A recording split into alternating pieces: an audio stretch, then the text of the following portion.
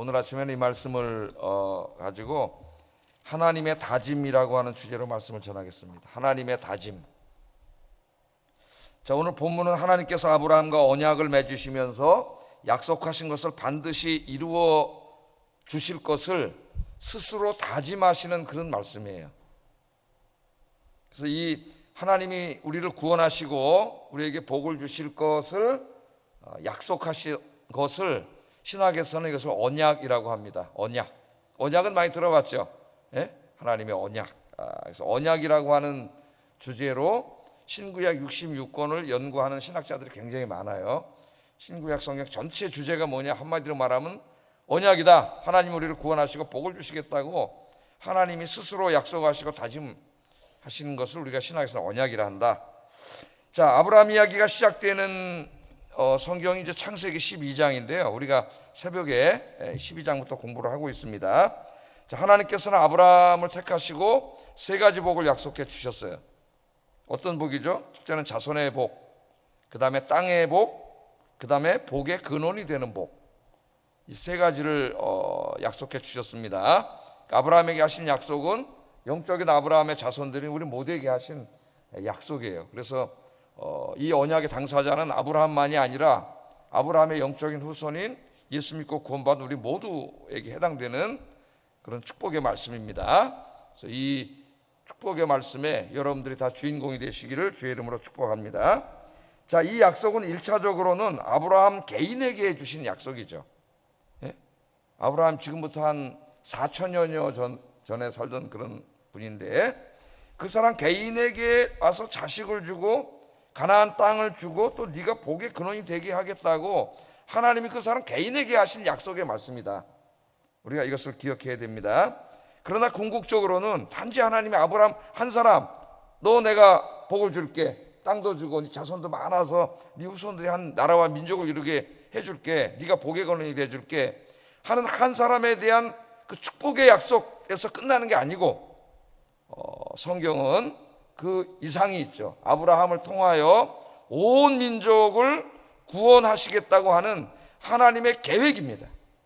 그러니까 아브라함의 복은 이 두 가지예요. 첫째는 그가 그냥 그 자기 시대에, 자기가 살던 시대에 하나님으로부터 부름받아서 한평생 사는 동안 하나님의 이 영육간의 복을 받아서 그렇게 산 것, 그게 첫 번째 복이지만은 하나님의 아브라함을 부르신 이유는 더 궁극적인 이유가 있다는 거죠.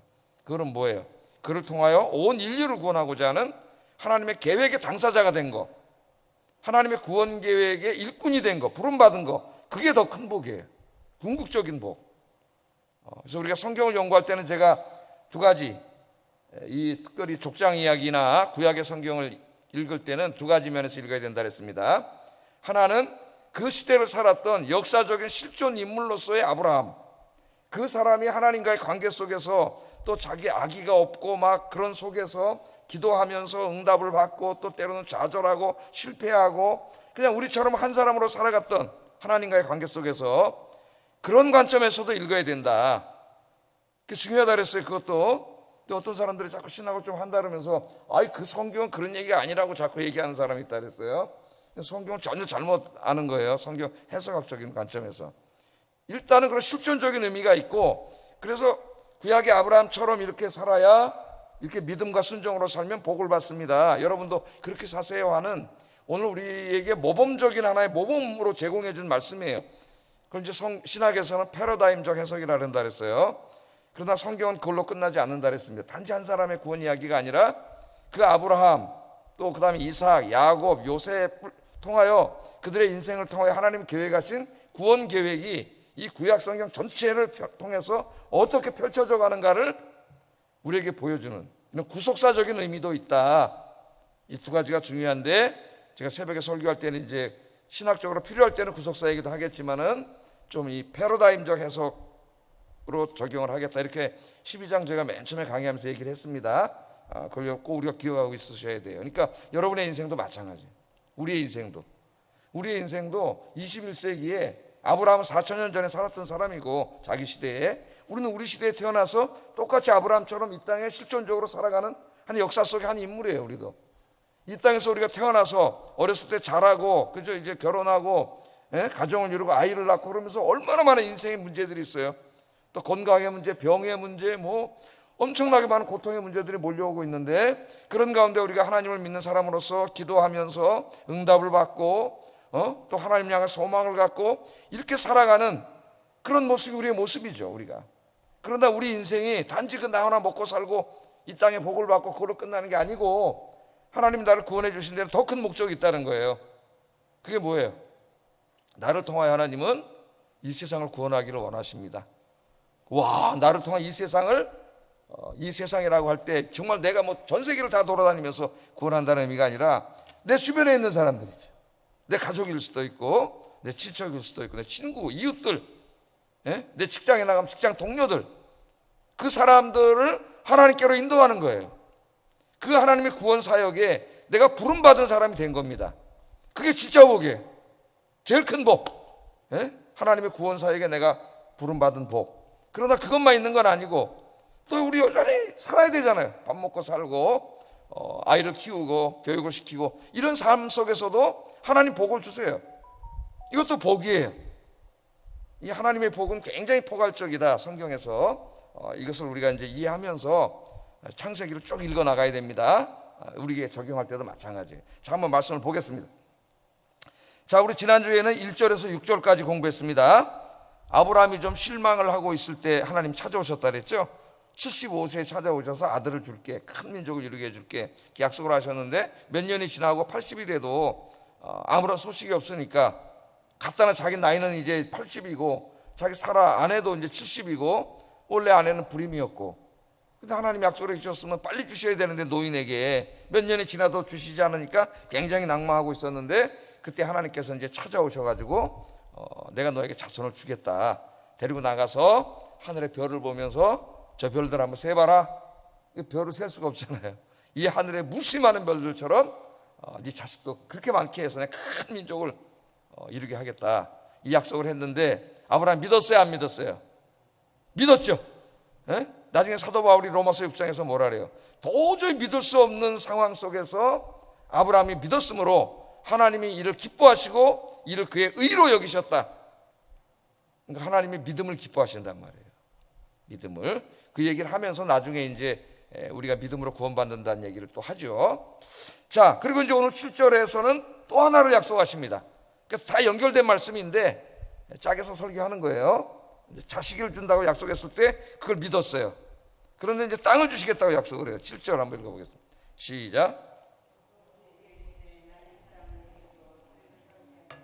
너를 갈대아인의 우르에서 이끌어낸 여호와니라, 그렇게 말씀을 하세요. 자, 아브라함이 지금 가나안 땅에 와서 살고 있습니다. 자기 살고 있는 조그마한 지역에서 이렇게 간신히 가나안 사람들 눈치 보면서 두려워했다 그랬잖아요. 맨 처음에 이제 대신 가나안 전쟁을 이겨줘가지고 대접도 받고 막 그랬지만은, 아브라함이 세질수록 가나안 원주민들, 왕들이 이게 이제 지켜보는 거죠, 경계의 눈으로. 그렇게 보니까 이제 아브라함이 다시 두려워지는 거죠. 저들은 많으니까. 자, 그런데 땅 하나 제대로 없는데 하나님 또 오셔가지고 뭐 하냐면은 이 땅을 다 준다는 거예요. 가나안 땅을. 이 땅을 다 너에게 준다는 거예요. 아브라함이 벌써 이미 쫙 한번 밟아봤잖아요. 그 땅을 다 준다고 그렇게 이야기합니다. 자, 아브라함은 이 노아의 세 자식 중에 어떤 자손의 후예예요? 셈, 함, 야벳 중에서 셈족이죠. 셈족. 셈족의 후예입니다. 그리고 어디서 살았어요? 저 지금 이라크 남쪽인 그 갈대아 우르라고 하는 곳에서 살았죠. 지금 이라크 쪽에서 살았어요. 중동 지방에서. 그런데 이 사람 이제 아버지 데라가 그 아들들을 데리고 지금 시리아 땅인 하란으로 이사를 왔죠. 하란으로 이사를 왔다가 다시 또 지금 가나안 땅으로 이사를 와서 이제 살고 있는데, 오늘 하나님이 뭐라 그러시냐면은 그에게 이르시되 나는 이 땅을 내게 주어 소유를 삼게 하려고 너를 갈대아인의 우르에서 이끌어낸 여호와니라, 이렇게 말을 해요. 그러니까 우리가 이제 우리 인간적인 것으로 생각을 해보면, 아브라함의 아버지인 데라가 이제 자식들을 데리고 하란으로 이사를 온 것이고, 우리도 이사 다니잖아요. 그죠? 또 하란에서 아브라함이 이제 또 자식들을 데리고 이 가나안 땅으로 이사를 온 거예요. 그러니까 다 누가 이사를 다닌 거예요? 아브라함 아버지, 아브라함이 다 이사를 다니고 이렇게 산 건데, 오늘 하나님께서 뭐라 그러냐면은 너를 여기 이사 오게 한 건 누구라 그래요? 내가 다 한 거라 그랬잖아요. 내가 다 이끌어온 거다. 물론 이제 하나님이 아브라함에게 찾아오셔서 가라고 말씀하셨잖아요. 내가 다 한 거다 그렇게 말씀을 하십니다. 그러니까 아브라함은 그냥 한 사람으로서 그냥 살다가 또 좀 멀리 이사 갔지만 다른 나라로 이사 가고 했는데 그냥 우리도 그렇게 살고 있는데 그 모든 삶 속에는 다 뭐가 있다는 거예요. 하나님이 섭리 가운데 이루어지고 있다는 거예요.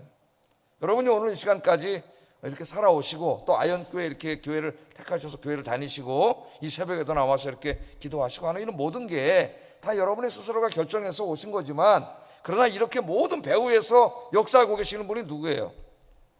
하나님이신 줄로 믿습니다. 내가 다 한다 그러잖아요. 내가 이게 바로 섭리예요. 섭리.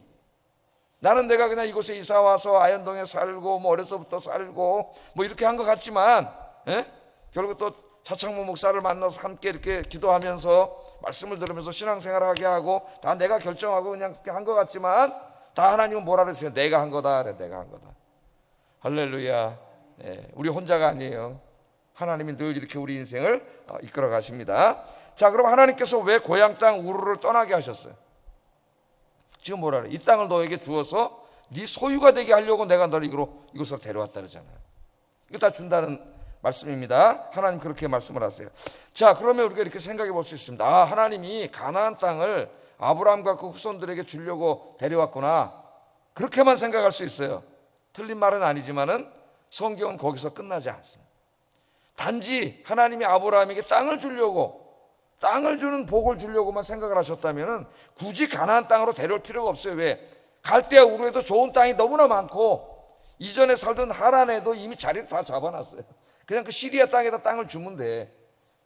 그러니까 이 땅을 주려고 하는 것도 하나님의 계획에는 있지만 그것이 궁극적인 목적은 아니라는 거예요. 왜? 땅이 궁극적인 목적이라면 다른 데도 많아요. 살던 데도 다 주면 돼요. 그런데 왜 굳이 하나님께서 이 낯선 땅 가나안으로 데려오셨느냐 하면은 여기에 이제 이 구속사적인 의미가 있는 거예요. 가나안 땅, 지금 이스라엘 땅을 여러분 머릿속에 한번 지도를 이렇게 그려보세요. 그러면 옆에는 서쪽에는 뭐가 있어요? 지중해 바다가 있습니다. 그 지중해 바다 쪽으로는 유럽이 쫙 펼쳐져 있어요. 그 다음에 동쪽으로는 어떤 나라가 있어요? 지금 이란, 이라크, 인도, 이 중국, 동방, 우리나라도 있죠. 동쪽으로 또 동방의 나라들이 쫙 펼쳐져 있어요. 그 서방과 동방이 만나는 접촉 지점이 바로 이 이스라엘 땅이에요. 남쪽에는 그 당시 최고 강국인 애굽이 있고 또 북쪽에는 이제 나라가 여러 번 바뀌었지만 아수르, 바벨로니아 이런 나라들이 있습니다. 강대국들이.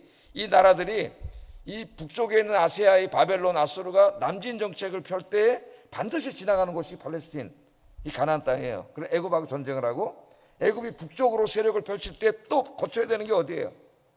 팔레스틴 땅이에요. 여기 지나가야 돼. 그러니까 여기가 이스라엘 우리 구약 역사를 보면 항상 전쟁터예요. 전쟁터.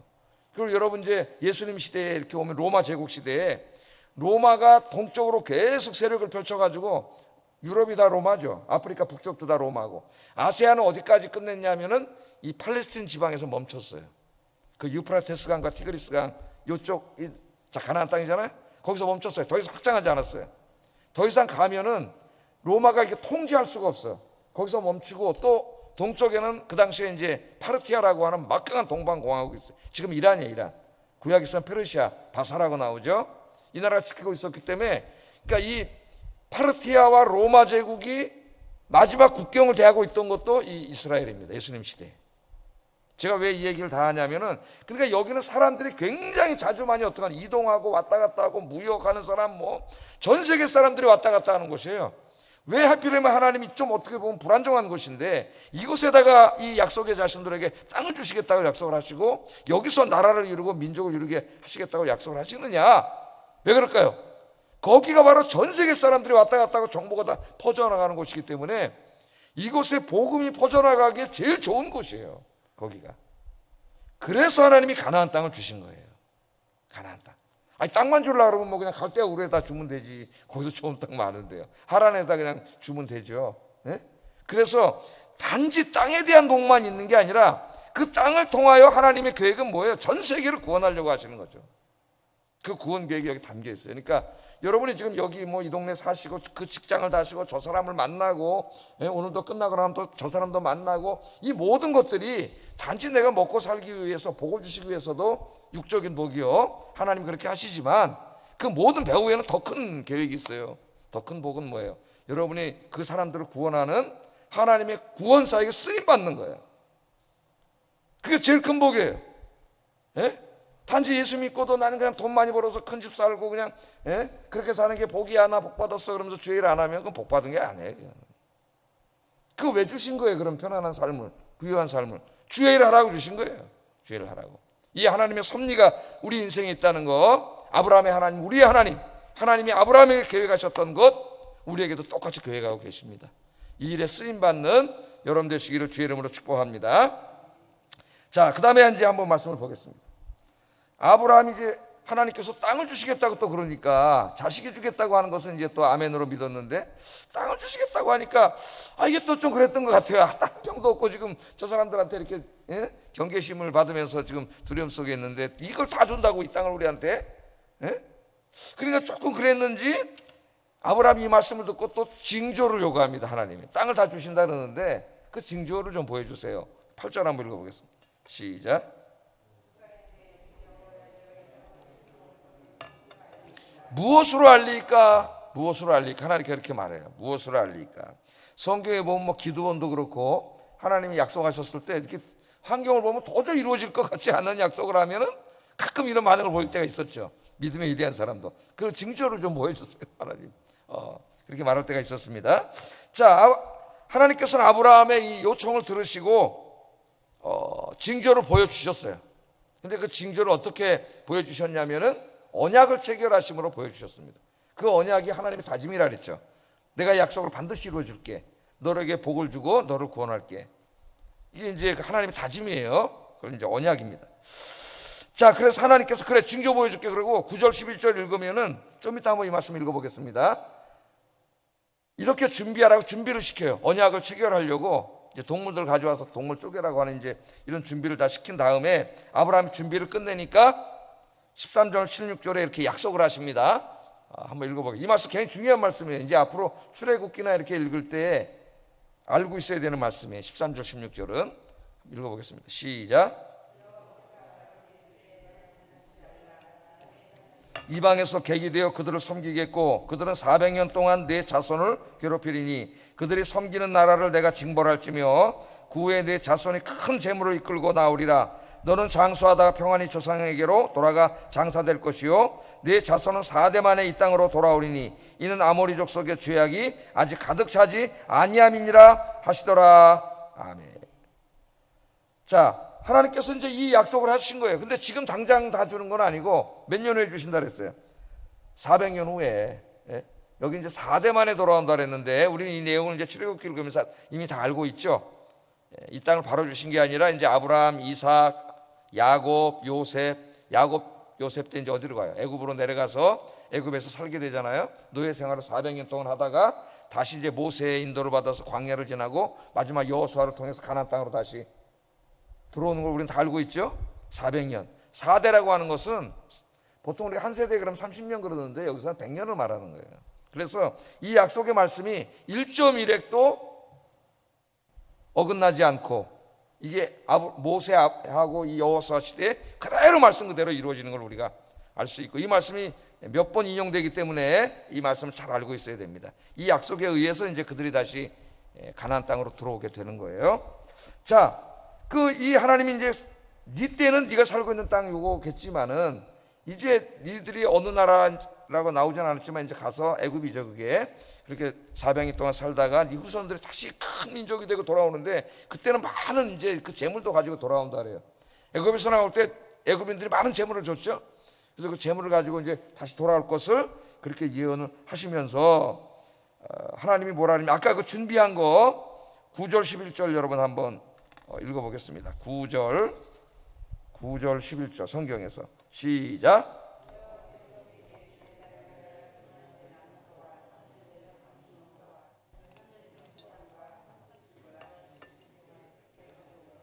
아브라함이 그 모든 것을 가져다가 그 중간을 쪼개고 그 쪼갠 것을 마주 대하여 놓고 그 새는 쪼개지 아니하였으며. 그래 나오죠? 이 말씀이. 자, 징조를 보여주세요 그랬더니 하나님 그럼 동물을 가져와라 그랬습니다. 뭐 가져왔어요? 3년 된 암소, 3년 된 염소, 3년 된 수양, 그 다음에 산비둘기와 집비둘기 새끼를 가져와라. 그리고 아브라함이 그 모든 것을 가져오니까 그것을 어떻게 했어요? 그 중간을 쪼개라 그랬습니다. 중간 쪼갰어요. 쪼갠 것을 마주 대하여 놓으라 그랬어요.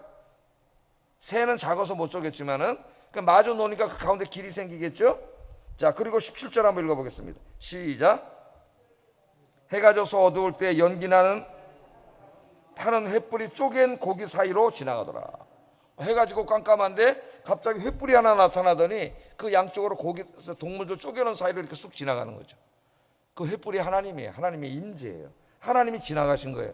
이게 도대체 무슨 징조인가 우리가 이렇게 생각을 할 수 있습니다. 예? 한동안 이 의미를 잘 정확히 몰랐는데 고고학을 연구하고 그러다가 그 토판이라든가 뭐 이런 것들이 많이 발견되면서 이 시대 아브라함 시대 다른 민족들 사이 비슷한 이게 많이 나오는 거예요.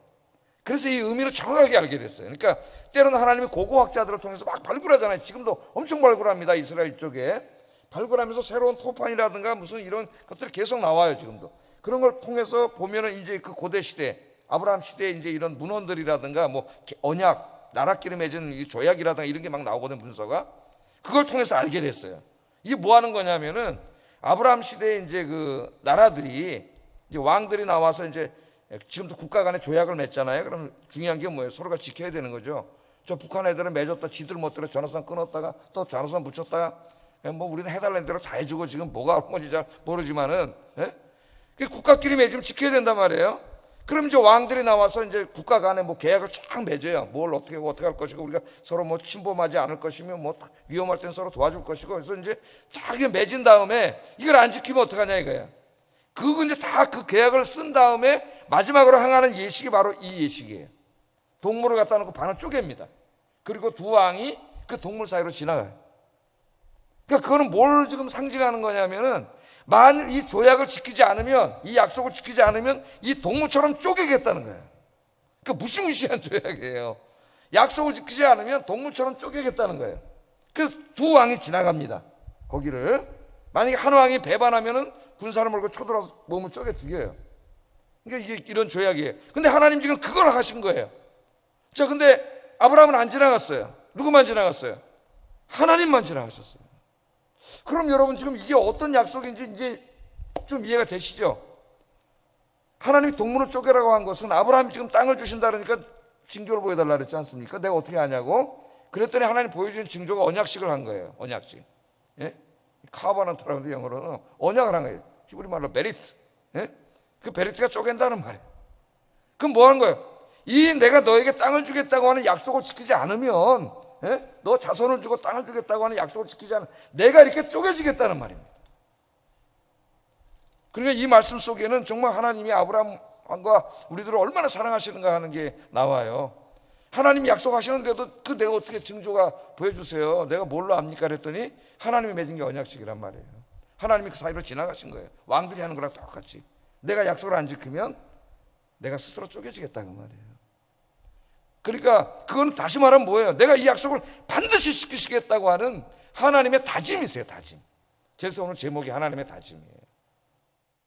그런데 그래서 이제 하나님이 이걸 다 지켜줬다는 거 우리 알죠? 출애굽기 읽으면 말씀 그대로 다 이루어집니다. 그러나 이것은 이제 훨씬 넘어서 구속사적으로 지켜지는 거죠. 이 약속을 어긴 건 누구예요? 인간이에요. 인간. 네? 인간이 여기서. 그럼 인간이 쪼개져야 돼요. 그러니까 우리가 쪼개져서 다 심판받고 지옥에 가야 돼요. 그런데 하나님께서는 인간을 쪼개신 게 아니라 자신이 쪼개지신 거예요. 우리 구원하려고. 그래서 인간의 몸을 입고 오셔서 예수님 십자가에서 죽으신 거예요. 그래서 언약의 완성은 바로 예수 그리스도예요. 예수 그리스도. 우리 인간이 어겼어요.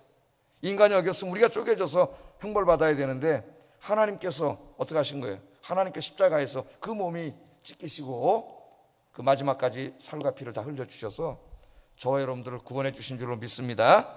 성경에 많은 약속들이 있죠. 성경은 약속의 책이에요. 하나님이 우리에게 하신 약속의 책. 그 약속들은 다 이루어 주십니다. 하나님. 왜? 하나님이 그 사이로 지나가셨잖아요. 이걸 이루지 않으면 내가 쪼개지리라.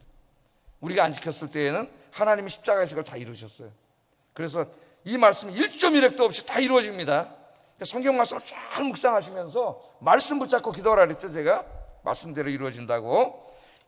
정말 약속 중에 최고의 약속은 뭐예요? 내가 다시 온다는 재림의 약속이죠. 우리 예수님이 왜 다시 오세요? 우리를 구원하시기 위해서. 이 세상을 다 구원하고 하나님 나라로 싹 새롭게 만든 다음에 우리들을 구원해서 그 땅에 영원히 살게 하시려고 다시 오신다는 게 성경의 말씀이에요. 계시록 22장 12절 말씀에 보면 보라 내가 속히 오리니 내가 줄 상이 내게 있어 각 사람에게 그가 행한 대로 갚아주리라. 하나님 말씀하셨고요. 히브리서 9장 27절에 한 번 죽는 것은 사람에게 정하신 것이요 그 후에는 심판이 있으리라 말씀하셨습니다. 우리 주님 재림하시는 날 끝까지 회개하지 않은 악인들은 다 심판을 받게 되고 하나님의 백성들인 우리들은 구원받아 하나님의 나라에서 영원히 살게 됩니다. 이게 약속의 핵심이고 그 약속이 성취되기 위해서 2000년 전에 하나님이신 그분이 인간의 몸을 입고 이 땅에 오셔서 쪼개주신 거예요. 십자가에서. 우리가 그 사랑과 은혜로 구원받았다는 거 우리가 늘 기억하고 하나님의 약속을 붙잡고 이 땅의 약속뿐만 아니라 더 궁극적으로 주님이 재림하실 그날을 소망하며 살아가시는 여러분 되기를 주의 이름으로 축복합니다. 기도하겠습니다.